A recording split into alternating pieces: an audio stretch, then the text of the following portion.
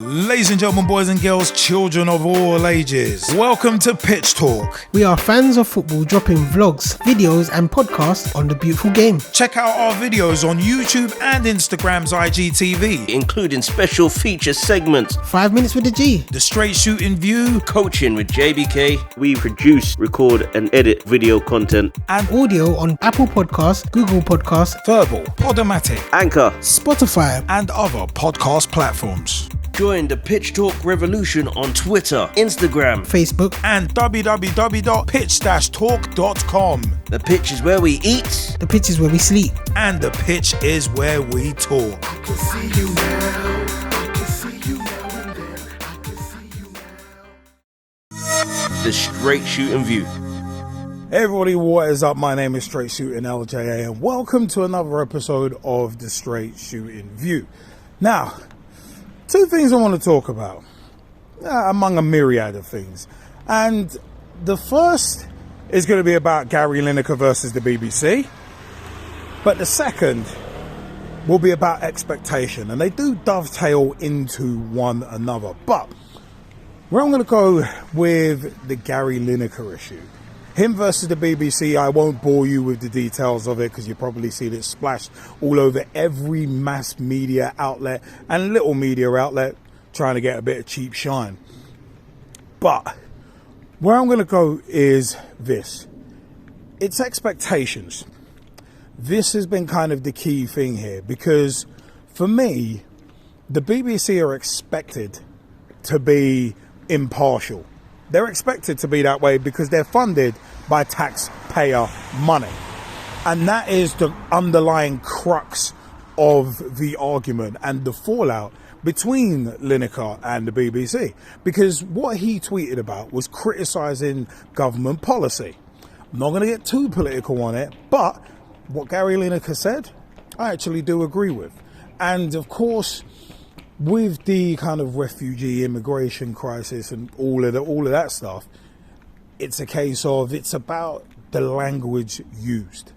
And he didn't actually directly say, oh, they're using exactly the same language as the Nazis used in the 30s to get their propaganda over.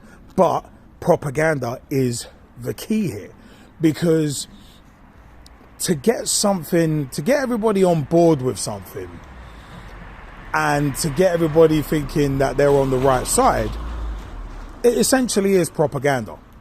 Brexit built up as an immigration issue and never was. But I said, not going to get too political about that. But even the narrative against VAR, I'll take that as a footballing analogy because there's a lot of these media outlets that whenever something happens, VAR just gets buried and blamed. So, and most of the time people don't talk about, and I've been saying it since 2020 and even in 2018, we talked on a Pitch Talk podcast episode about the grey areas around rules. Most people don't look and think, you know what? There's the grey areas around rules. There's the fact that the rules change pretty much every year. And it's like, how are the referees supposed to keep up? Couple that with the fact that the standard of refereeing isn't at its highest, in theory. And then you've got a perfect storm where VAR it was marketed as a kind of magical cure that was going to sort out every single issue. And it shouldn't have been marketed that way. Because now everybody expects VAR to be perfect when VAR, it's doing its job. It's showing exactly what happened from a load of different angles. And it's like, oh, technical error, oh, the line doesn't get shown. All right. But the fact is, you shouldn't have to have that much assistance to make a decision, but it's fair. But because of the grey areas around rules, it kind of messes things up. But coming back to expectation, I said this whole little fallout was very interesting because you saw a lot of the racists, a lot of the xenophobes coming out, as per usual. A lot of morons saying politics and football, oh, they don't mix it up. Yeah, they shouldn't mix, but they do. And you could actually go way back and thank Sepp Blatter for that in terms of football and politics mixing. You can go back and thank him for that. If you've watched the FIFA Uncovered series, you'll know why I say that specifically. And actually, I'm going to be reviewing the FIFA Uncovered Netflix series, all 4 episodes, very soon, so keep your eyes peeled for that.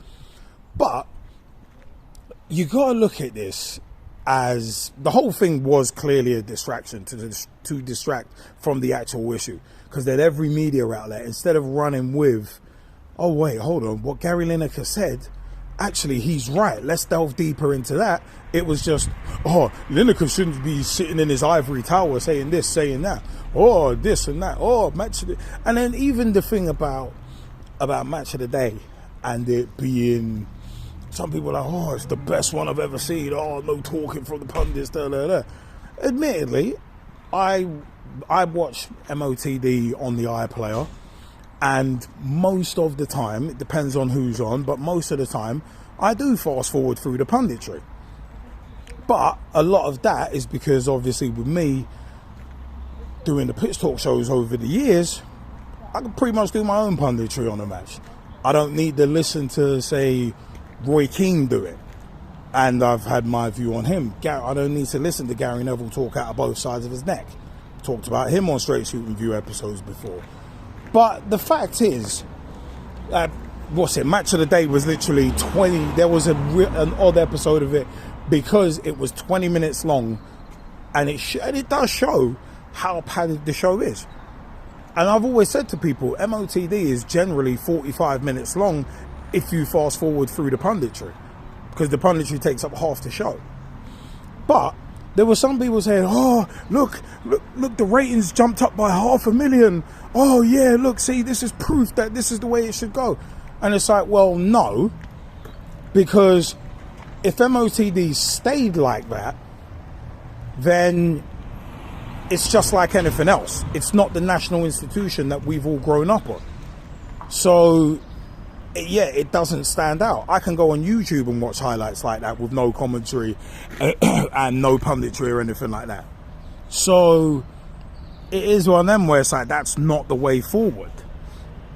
But what was interesting to me is how the BBC basically closed ranks on Lineker. So everybody else was like, oh, okay, you know what? Alex Scott was like, nah, not having a bar of this. Ian Wright, nah, not having a bar of this. Dan Walker, nah, not having a bar of this. And people started dropping one by one. Even the commentators were like, nah, we don't feel good about this.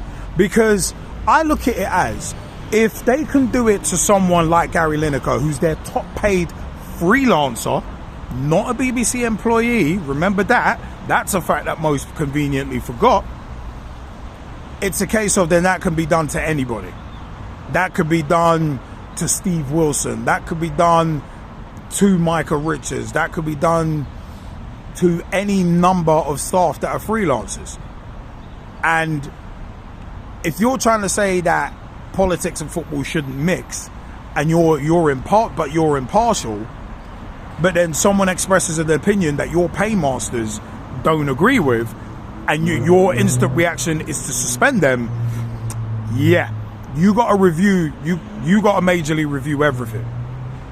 So the BBC and Gary Lineker, after a few days, came to an agreement. Lineker was still tweeting, all right, cool. But the underlying thing is, for me, is this thing about expectation. I said, there's a lot of people who expect Gary Lineker just to sit there, talk about football and nothing else.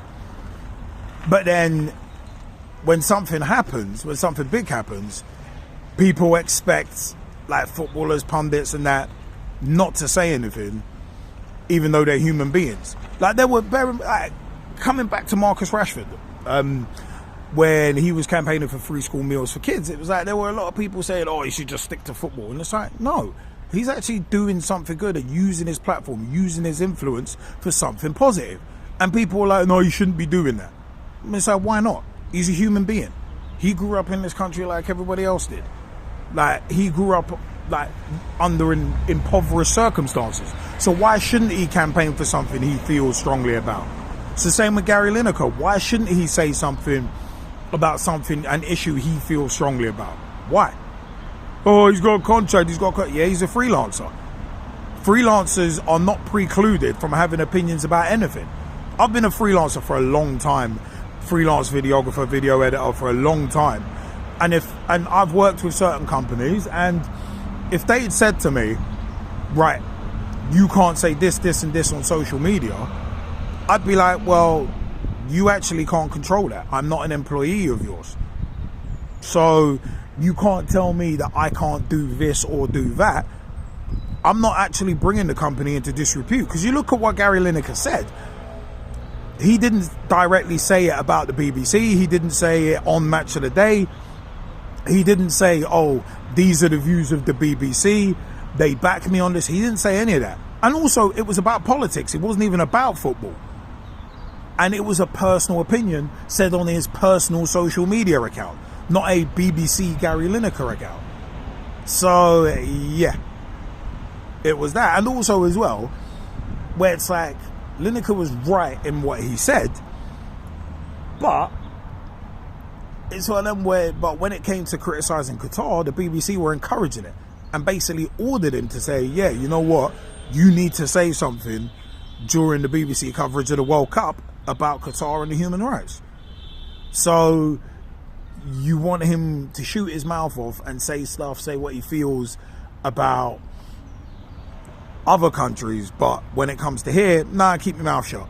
Our paymasters don't like that. Doesn't work like that. If you're impartial, you are impartial across the board, not just when it suits you. And that's where expectation comes in. But you know what? Just want to throw quickly to a couple of WhatsApp conversations that myself and Coach JBK had when the Lineker stuff was just starting to percolate. Just going to throw you over to those now. Have a listen. I'll see you on the other side in a sec. Brother, hypocrisy always comes home to roost eventually. Chickens always come home to roost. And it's one of them where it's like the BBC's hypocrisy. It's sad that it's taken some people this long to fucking realise it and call it out. But like we've discussed on so many occasions, look at the political landscape in general and the Tories and how they've used the BBC as their vehicle. Like look at to get propaganda over, but look at Boris Johnson in the lead up to the elections. BBC were letting him skip debates and all that. As one of them ones, no outrage. Now people are outraged, in my opinion, because it's affecting football. Some people are only speaking up because it's that. And then people go, and then you see people go, football politics shouldn't be. It's like, shut the up, you morons. There's a lot. I've seen some things on social media. There's a lot of idiots who still don't get this is bigger than just MOTD. This is about a larger landscape of freedom of speech. Because at the end of the day, people go, Lineker, he's getting paid all this money, he's out of touch and all that. And then he says something that's real, and then like people lose their oh, you shouldn't be talking about it. It's like, well, what the do you want then? Do you want someone to be a human being and express their feelings that they honestly believe? Or do you want them to just be robots just so you can criticize them? There's a lot of idiocy and hypocrisy people within this as well. And it's like I said, the BBC are hilarious. Because even like I've said to you guys before, like before the elections were done, when it was like oh, projections say that Labour are gonna lose. It's like motherfucker, like people ain't finished voting yet, and that was in the morning of the generals. It's like you're influencing people, and that was on the BBC. So it's one of them where it's like, yeah, they've created an absolute cluster, absolute cluster. We'll see. It'll be interesting to see how long it lasts. But they've created an almighty cluster for him. I don't think they realise how much support Gary Lineker has, like how popular and how well liked he is.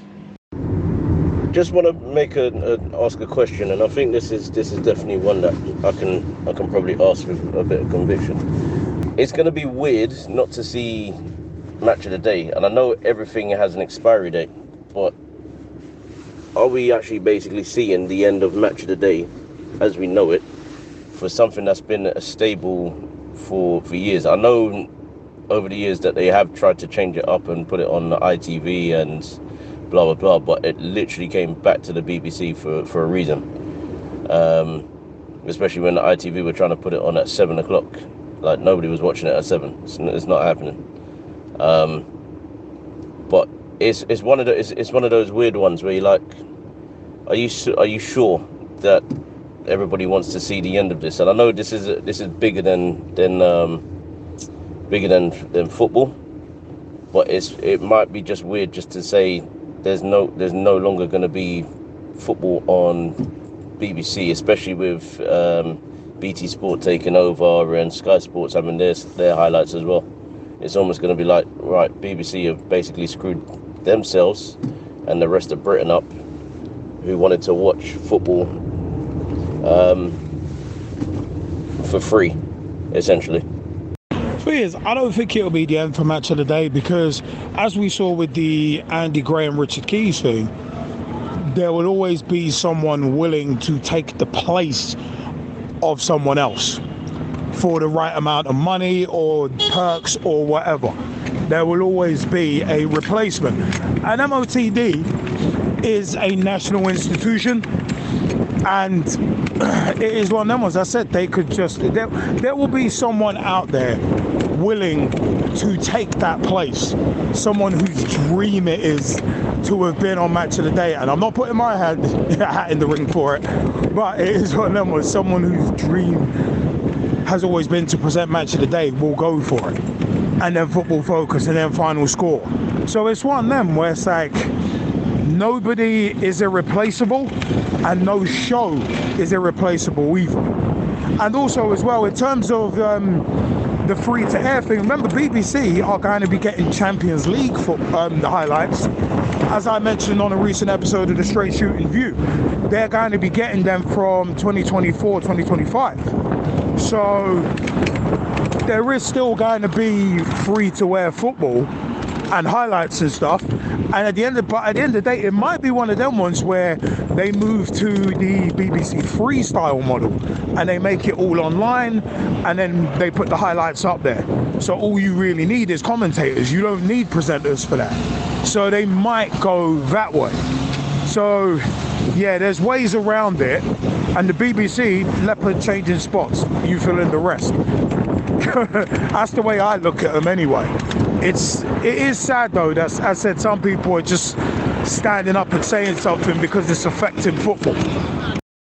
I won't use the analogy of Grenfell in this situation, but people have kind of jumped on this hype just to try and say that I was part of it, sort of thing. Not just because of football, but there's things that I hope that you guys understand what I mean, rather than actually using the analogy of Grenfell too much.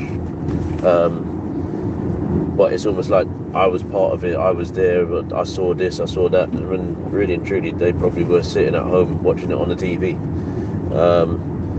And I think this is the same thing with the freedom of speech of, yeah, there's something more to it than just him having his say. And quite rightly as well. With BBC being the way that they were, you're almost kind of going, right, well, you knew what his views were, but you never really called him out on it before, or you never publicly did so, and that's where they've got it wrong. And I think that's when in my opinion, that's where they've messed up, because they're thinking, oh, but you're not going to say nothing. Well, of course I'm going to say something. I've got a voice, I want to use it. But it goes back to this whole thing of just saying something on social media again and it being used against you, and it's poor. It's poor.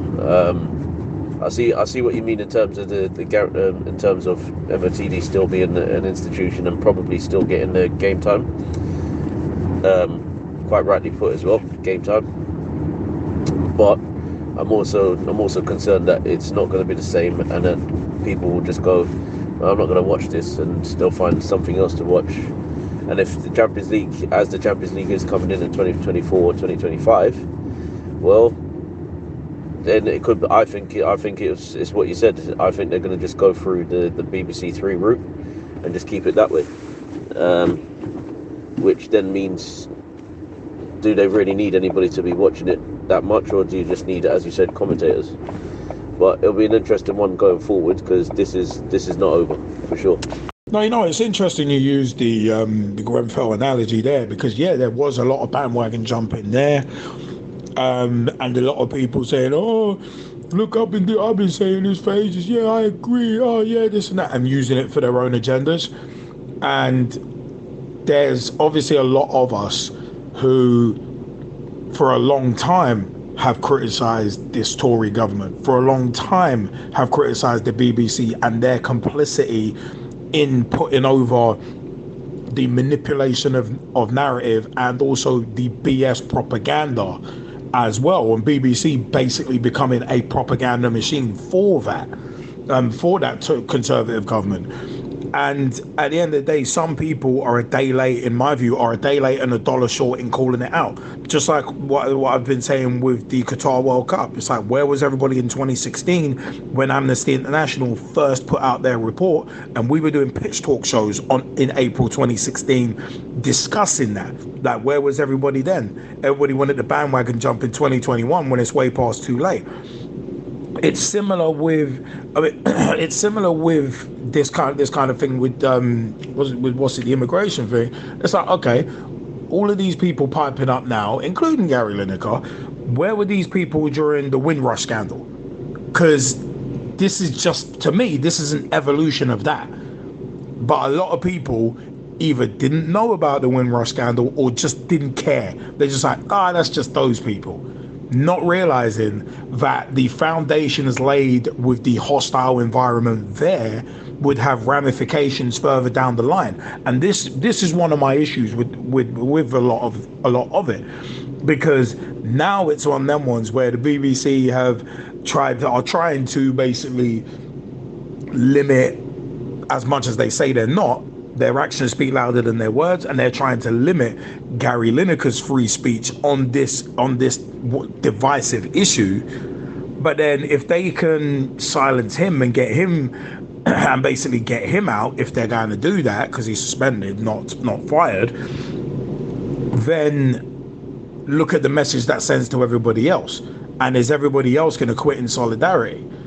So it's like, this may disrupt programming for this week, maybe next week. But let's see how long this carries on for, because some people are social justice warriors when they want to be, and Gary Lineker, in fairness, does speak up about a fair few issues. So he's not one of them ones who this is just an outlier and he's just popped up. He actually does speak about a fair bit using his Twitter. He's not anywhere near as bad as Gary Neville, who talks out both sides of his neck. So it's like, it's going to be interesting to see how this goes. And I mean, as I said earlier, if they go the BBC free route, they won't need as many resources, and at the end of the day, that money will go to the higher ups at BBC. Of course, there's a lot of cost saving if you don't need to have a big massive studio. You don't need to be paying £1 million a year or whatever Gary Lineker's getting. You don't need to pay that to a couple of people. You don't need to pay for the pundits like your Micah Richards, your Alan Shearers. You don't need to pay for them, but other channels will. But it is one of them. It's like everybody's, like, for the last 5-6 years has been cost cutting. Look at retail, cost cutting. So if anything, Lineker actually might have ended up in a weird way doing the BBC a favour and forcing them to change in terms of match of the day. Not change their ethos, not change their mentality, because the BBC is not going to do that. It's an institution. It's being funded by basically the good old boy networks that are running this country and running it into the ground. So they're not going to change. But remember, big companies, and it's been said about the WWE before, like with the Attitude Era from the new generation, you only change when you have to. You only change when you're forced to. So if this is probably going to force BBC now, in my view, to close ranks. Then they're not going to change. They're not going to change the way they are, the way they hire, their practices.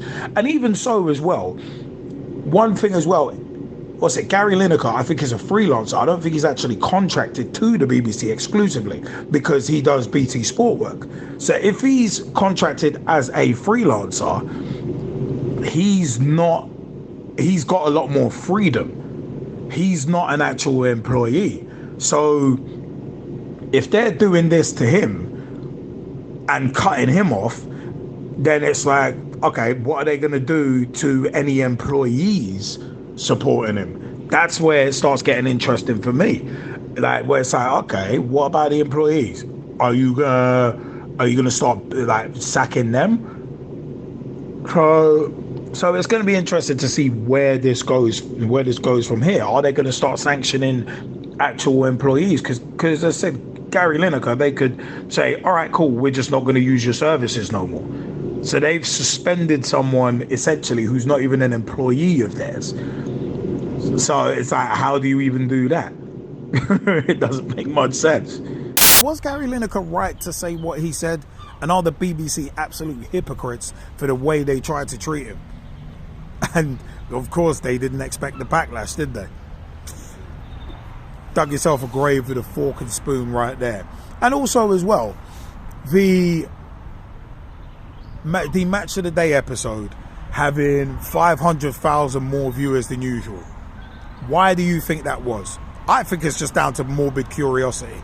Like when a computer game gets banned, like Manhunt, Rockstar Games Manhunt got banned, sales shot up because people wanted to see what it was about. But very quickly you'll see that might have tailed off. Would have been interested to see MOTD for a month with no hosts, no pundits, and no commentary, and see how boring that gets and how quickly. But you know what? I want to know what you think. www.pitch-talk.com is the website. Want to know your views? You can catch our podcast episodes there. www.pitch-talk.com or hyphen, if you like to say hyphen instead of a dash.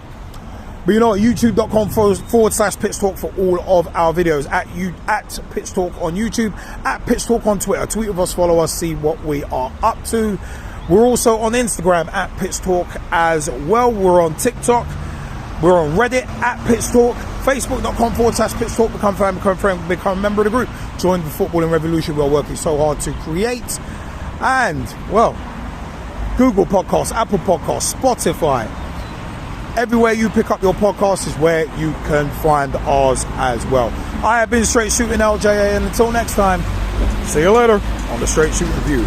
Bye-bye. Join the Pitch Talk revolution. Check out the official Pitch Talk website, www.pitch-talk.com.